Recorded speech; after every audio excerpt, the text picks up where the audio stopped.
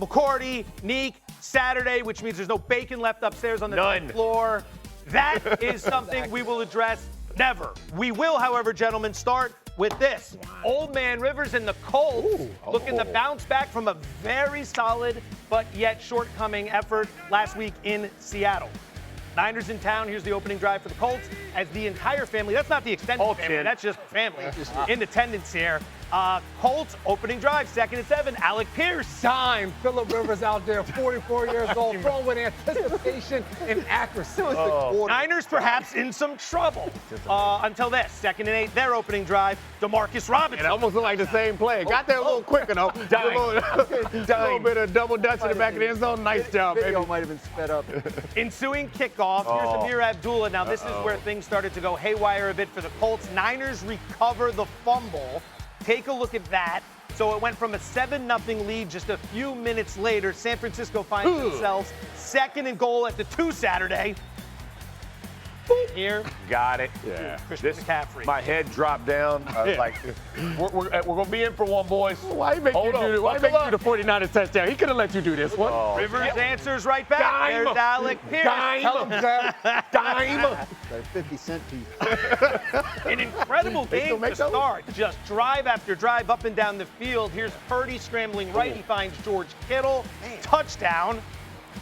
Purdy's good. Yeah. Niners are going to end up going to the half with a 24-17 lead. Early third, Niners driving again. Here's Purdy to Jawan Jennings. This is Brock Purdy, Graz's fourth touchdown of the game. He looked awesome last night. Imagine if they had him all year. Might have had an anytime touchdown right where they are. right there because of you too, Joe. There you go. Late in the third, Niners leading 31-20. This is bad news, probably the only bad news of the night for the Niners. Kittle goes down with an injury. He said after the game he doesn't think it's a high ankle sprain, but it is an ankle. More on that coming later. Fourth quarter now. Phillip Rivers trying to get the Colts back in this game. 2nd and goal at the 1. Let's go to Jonathan Taylor and finish the job there. Good physical football right there. It feels like this still within reach. Phillip Rivers doing the fist pump. Everything's looking good. Defense. Where is my defense? They didn't show up yesterday. McCaffrey offside. He finished 146 total yards and 2 touchdowns. Fantasy owners rejoice. Brock Purdy again. There's Christian McCaffrey. Might want to cover him. They had a touchdown to play before. He has 92 catches. Yeah. Unreal. He's unbelievable. Game's starting to get away from Indianapolis a little bit here. Rivers tries to bring him back. J-Mac, what happened here? This was so impressive. Earlier in the fourth quarter, Phillip Rivers checks Orlando to the other side of the field, hits Warren in the middle. This time, D. Winters hears the same communication, and he's a step ahead. Fakes to the outside, comes back inside, intercepts this, and then does the rest. Defensive guys, we could be running backs once we catch it. Absolutely. Colts comeback effort falls short. Niners win 48-27. Here's Phillip Rivers after the loss. There's no consolation, right? There's no prize for losing. But it was better this week, you know, from a standpoint of offensively and putting points on the board. But you got to win with it, like we said. And right now we're not getting that done. And I know this locker room's hurting. 49ers path to the 1 seed, simple. Just win, baby, as Al Davis would say, and we'll hate to hear that we're referring to the team across the bay that way. Take care of business in their next 2 games against the Bears this weekend and the Seahawks in Week 18, and they will lock up the NFC's top seed. Here's head coach Kyle Shanahan. Every time we've gone to OTAs, it's been all about trying to get to a Super Bowl, trying to win a Super Bowl, and I wanted to make sure that we didn't really talk that way this year. We needed to focus on just trying to be the best team we could be. I was just so proud that I actually now, last night, could congratulate them and actually talk about the playoffs because they earned that. They got in there, and now it's time to position ourselves to try to do something special in that. It has been about the Eagles. It has been a little bit about the Seahawks. Yeah. It has not been about the Niners. Are we looking at the NFC's 1 seed? I think so. Listen, I'm going to say it this way. They're right there with the Seahawks to me. I like this football team. The energy that they're playing with right now, with Brock Purdy, the way he played last night, they carved up this Colts defense. The Colts defense had actually played well up until this point, and they carved them up. This is the playoffs. I think what people aren't thinking, you're playing the Bears, you're playing the Seahawks. You're going to see them again. Yeah. Could see them in 2 weeks, could see them you don't know. But this is the playoffs. So as you're getting ready for these games, for it to all go through Santa Clara and the San Francisco 49ers home field, that's what they want. That's what they can get. It's all up to them. Yeah, they have a quarterback that's playing as well as we've seen Brock Purdy play in his entire career right now. Combine that with the fact that there's so many flaws in the other teams in the NFC, I think it gives them some hope. But you look back at the success that they've had, it hasn't been against the most top-tier competition. So I don't want Rivers in top tier. That's where we're at right now. Rivers. That's hateful. That's hateful. He is top tier in the history of football, but the Colts right now, they're not the top tier opponent that you expect. So they're going to get some tougher competition. It's going to be tough for that defense with all the injuries to stop the Bears' rushing attack. And we'll see. But the Bears have weaknesses on defense also. So this is a wide open NFC. But there's one team that seems to have separated themselves. That would be the Rams in that same division. You had mentioned the idea that that's it for the road for the Niners. If they handle their business, they're at home this weekend. They'd be at home in Week 18, and then the entire Super Bowl path up until the Super Bowl would be in Santa Clara, including the Super Bowl. Including the Super Bowl. Like, is this what we're looking at? Are the Niners the path to the Super Bowl? I think when you look at that offense last night, it leads you to believe that. And not only Brock Purdy and the way he played, but just some of the design of the offense. All the motions with use check, how hard it is to defend and stay on top of them. I think when you flip that over, we kind of laughed about Phillip Rivers and some of the throws he was making. But for that 49ers defense, like, Phillip Rivers had some plays and was carving them up to a certain extent with some of the things he was doing, and there was no pressure on him. So when you compare this 49ers team and then you talk about the Seattle Seahawks, Sam Darnold, he's sitting back there with no pressure, what he can do. So, yes, I like the 49ers. I love what they're doing on the offensive side of the ball. You mentioned it in our meeting. They haven't punted in 2 games with what they're doing. But I'm still looking at Seattle, who's in that 1 seed right now, and I like them a little bit more. Roz, how about the job Shanahan's doing? Oh, it's unbelievable. Like this guy's obviously at the top of his profession.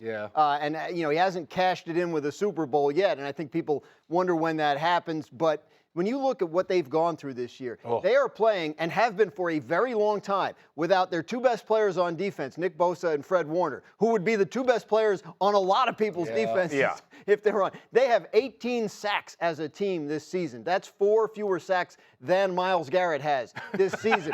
So they're getting it done somehow. The offense is functioning at a high level, but the offense had to play a long stretch without Purdy. That's right. And still had success. They haven't Without had Kittle. Brandon Ayuk has basically retired without telling anybody, and like they haven't really had their team. One of the most incredible storylines this season is the only 49er that's been healthy is Christian McCaffrey. They didn't have Kittle for a little while either. Right. So yes, unbelievable. He should be at or near the top of the Coach of the Year balloting. There's so many good candidates: Liam Cohen, Ben Johnson, etc. But what Kyle Shanahan's doing there, and like everybody woke up yesterday afternoon like, what do you mean they can get the 1 seed just by winning their games? They're in 3rd place. That doesn't make any sense. But interesting to hear Kyle talk about how the approach was different this season. Coach of the Year odds currently at the top. You have Mike Vrabel. Mike McDonald in Seattle is tied with Kyle Shanahan.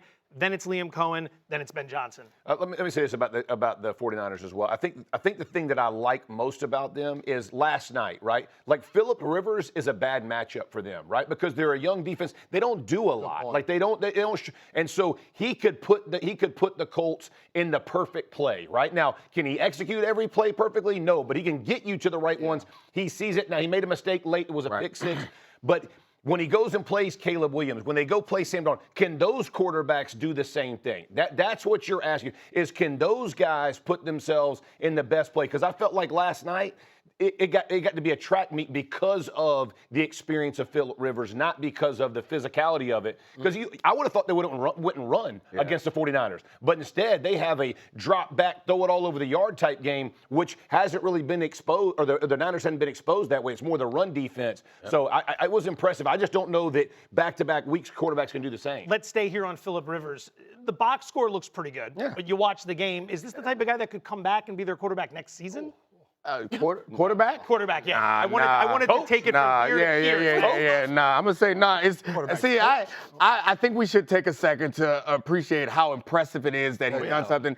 How beautiful it is as an old man to watch another old man go out there. It had me for a second, like, man, maybe I could. And then I saw some of them throws and was like, nah. Because like after the first play of the game, I think we were made aware. They tried to go deep on the first play and he couldn't reach the receiver, and that happened 3 or 4 times through the course of the game where where it felt like they wanted to attack downfield. They wanted to show the 49ers that you can't squat on these routes and we will be able to punish you deep, and he just couldn't quite get the ball there. So, I mean, he could be a part of the organization in some capacity, but not as a starting quarterback. Can we also take time to appreciate the back-to-back turtleneck that? Oh, it is. I was watching Turtleneck Tuesday, baby. We want to appreciate. We want to appreciate that as yesterday well. was gingerbread. Today is Grinch. That's what I like it. I like it. I love it. To your point, yes, like Phillip Rivers, there were some throws there as you're watching it, but the first part you said, some of these throws he was making. Remember, a week ago, we watched him in Seattle, and they refused to throw the ball down the field at all. I think he was averaging like less than 5 yards per throw. Last night, we at least saw them attempt, and we saw him make some passes down the field that maybe didn't look pretty, but with anticipation, knowing what to get him in, he got the job done to a certain extent. And Jeff, you mentioned it. What he was able to do at the line of scrimmage throughout the course of that game, we kind of take it for granted because we're like, yeah, of course, Phillip Rivers, he's been doing it for so long. But we don't see that every Sunday of quarterbacks with that ability to do it. Yes, we saw Peyton and Tom and all of those guys do it for so long. So it was very impressive to me to watch what Phillip was able to do. Right? Like they know he's going to have some time to go deep against a team that comes in with 16 sacks. Versus Seattle last week, which has a pass rush. Jacksonville next week, which has a pass rush. I think that probably has a lot to do with it. What they wanted out of Phillip Rivers was a guy that could make the checks at the line, that could get them in and out of the right and wrong plays, and he seems to be doing that. But obviously he's limited in what he can do physically, and as a result, the offense is limited. It's just like people have to understand, like this is so divergent from Plan A for Indianapolis. Like it's not even close. Like this 45-year-old quarterback wasn't Plan A? A complete desperation move that they felt they had to do. You don't think they had to do it? I don't know, man. Like when I see it, like last night's plan to me, like I loved the Seahawks plan. They gave the ball to Jonathan Taylor, I don't know, 30 times, whatever it was, an insane amount of touches. Hey, we're going to make it an ugly game. We're going to get this thing late. Last night it was like, we're going to go match arm for arm. It don't work out. Like at 44, it doesn't work out that way. And especially when you're talking about changing plays. So let me just give you an example, right? I played with Peyton Manning for all those years. We would have 7 different calls for that Orlando call. We ain't using Orlando left and then Orlando right. Okay, like it's because there are really smart guys who go on the other side. So if you're in the building longer, maybe it's a better. But the problem is that you're doing it all in fast forward. Listen, I love Phillip Rivers. He has been an inspiration. Why not Riley Leonard? I have no idea. Like whatever your expectation was, because guess what? There's another season next year, and we're no further to knowing, do we have anybody in the locker room that's going to continue this thing forward after the Sauce Gardner trade? Like, this is not good. And I get it's inspirational, but we're 0-2, all right? And really, we were in a spiral well before that. When I say we, the Colts, we're in a spot. You don't got to pretend, Jeff. I'm hurt. We can feel some emotion, brother. Your name's up there. I'm freaking hurting, dog. Wild to think of where they were and where the AFC South was just 6 weeks ago. I know.